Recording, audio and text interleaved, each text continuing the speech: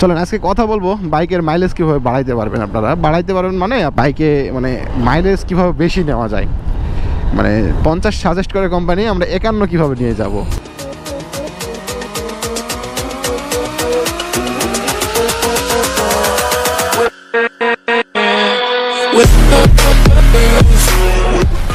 আসসালামু আলাইকুম এভরিওয়ান, সবাই কেমন আছেন? আশা করি ভালো আছেন। আমি বিল্লাহ আপনাদের সাথে। এই তো আমার হর্নেট বাইকটা আপনারা দেখতে পাচ্ছেন।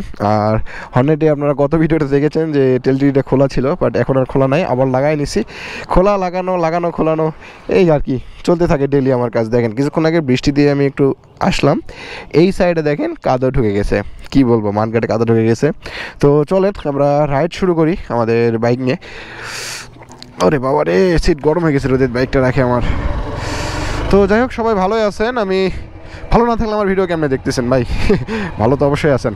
চলেন ডেলি রাইড যেহেতু শেয়ার করি আপনাদের সাথে, এটাও শেয়ার করা যায়। আমি যাচ্ছিলাম একটু মহাদেবপুর থেকে আসলে পোরশা রোডের দিকে, তো পোরশা রোডের দিকে একটু যাচ্ছি ঘোরাফেরা করার জন্য আর কি। তো গল্প শুরু করা যায় নাকি? আপনারা জানেন আমি রাইড করার সময় আমার এই হালকা পাতলা যে কম দামা মোবাইলটা আছে এখানে, এটা লাগাই নেই, ভালো লাগে লাগাই নিলে। চলেন আজকে কথা বলবো বাইকের মাইলেজ কীভাবে বাড়াইতে পারবেন। আপনারা বাড়াইতে পারবেন মানে আপনারা যে বাইকে মানে মাইলেজ কীভাবে বেশি নেওয়া যায়, মানে 50 সাজেস্ট করে কোম্পানি, আমরা 51 কীভাবে নিয়ে যাব, এরকম একটা চিন্তা ভাবনা। তো চলেন আপনাদেরকে বলি, আর আপনাদেরকে একটু স্মুথনেস সম্পর্কে কথা বলবো। যে অনেকে মনে করেন যে ভাই বাইকের এই যে মানে ধরার যে বিষয়গুলো, যে বিল্ড কোয়ালিটি যেগুলো, এগুলো কেমন আসলে অন্যান্য বাইকের তুলনায়। আমি সুজুকির সাথে একটু তুলনা করবো, সুজুকি জিক্সার এফআই এবিএস অথবা মনোটনের সাথে। মনোটন জিক্সার এফআই এবিএসের তুলনায় এই যে সুইচগুলো একটু হার্ড, সত্যি কথা বলতেছি সুইচগুলো একটু হার্ড। এই যে সিগন্যালটা আমি ঘুরানো পারি না ভাই, এই যে একটু শক্ত, বুঝছেন? এই যে এই চাপ দেওয়ার সময় অনেকটা শক্ত ফিল হয়, আমার শক্তি লাগে আর কি।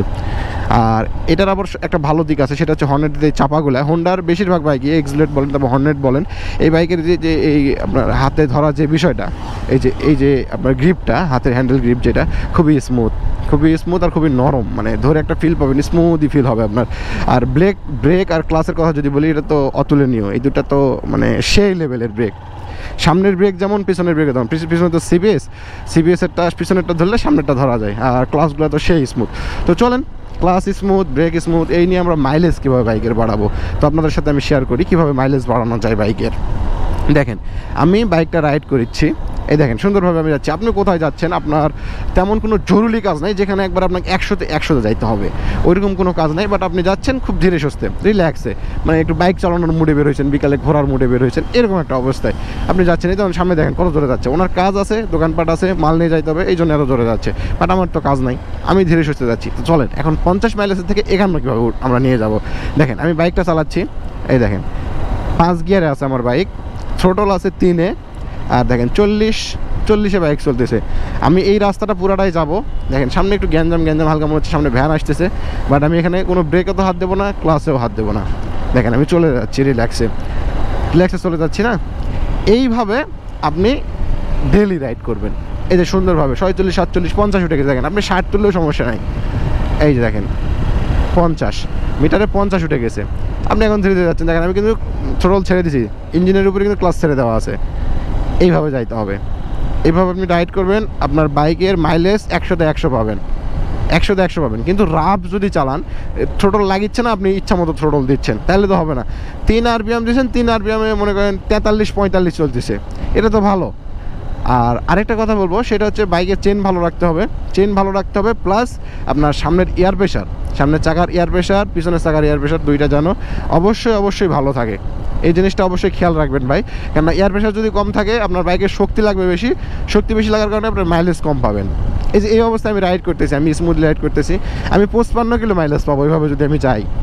আমি এভাবে যদি ডেলি রাইড করি, কোনো কথাবার্তা ছাড়া রিল্যাক্সে আমি ফিল করেছি যাচ্ছি। কোথাও যদি থামার হয়, আপনি মাইলেজ বেশি নিয়ে যাওয়ার জন্য থামবেন কীভাবে জানেন? দেখেন বাইক ছেড়ে দিয়েছেন, ক্লাসও ধরেন নাই, ছেড়ে দিয়েছেন, হালকা করে ব্রেক ধরিচ্ছেন। আমি কিন্তু ব্রেক ধরেছি, দেখেন ক্লাস ধরি নাই। এখন আমি ক্লাসটা পুরাই ধরে নিলাম, হালকা করে ব্রেকটা ধরে নিলাম, এই যে আমার বাইকটা থেমে গেল। এইভাবে যদি বাইক চালান, আপনার বাইকের মাইলেজ 50-51 প্লাস পাবেন। আর দেখেন এই ছাড়লাম, চললো, আবার 2, 3, 4, এই 5, 27 কিলো, মানে 27 কিলো মানে 30-এ উঠে গেছে মিটার। সেই সময় আমি মনে করেন 5-এ দিয়ে নিছি, 5-এ দিয়ে এই যে ধীরে ধীরে আমি রানিং করতে শুরু করলাম। এখানে থ্রোটল বেশি দেওয়া যাবে না, রিল্যাক্সে যাচ্ছেন, ইমার্জেন্সি পিক আপের দরকার নেই, রিল্যাক্সে যাচ্ছেন, এই দেখেন রিল্যাক্সে যাচ্ছেন।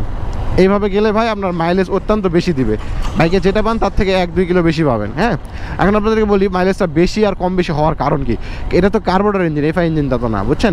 কার্বোরেটর ইঞ্জিন হওয়ার কারণে আপনি যখন এই যে থ্রোটল বেশি জোরে দিবেন, ওই যে হলারটা আছে মানে এখান থেকে কিন্তু বাতাস টানে নেয়, পিস্টন কিন্তু এভাবে চাপ সৃষ্টি করে আর বাতাস টানে। বাতাস যখন টানা হয় এইটা পাকানো মানে মুখিটা খুলে যাওয়া, আপনার কার্বোরেটরের মুখিটা খুলবে আর বাতাস তত জোরে যাবে, যত জোরে বাতাস যাবে তত জোরে তেল ছিটকিবে, তত জোরে তেল ছাড়বে।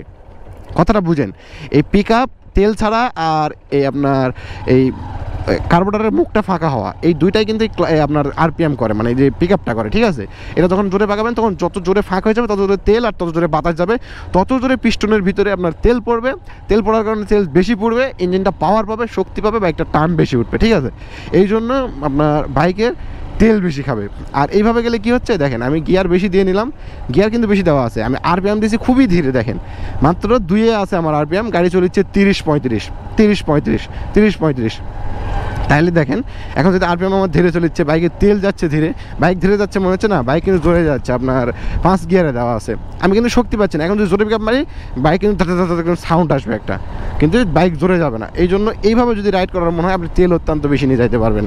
আর তেল বেশি খাওয়ার কারণ তো আপনাদেরকে বললাম। তারপরে আপনার তেল বেশি খায় আপনার চাকার জন্য, চাকার এয়ার প্রেশার কম থাকলে এই বিষয়গুলো যদি থাকে তাহলে আপনার তেল অত্যন্ত বেশি খাবে, এটা মাস্ট বি, তেল বেশি খাবে।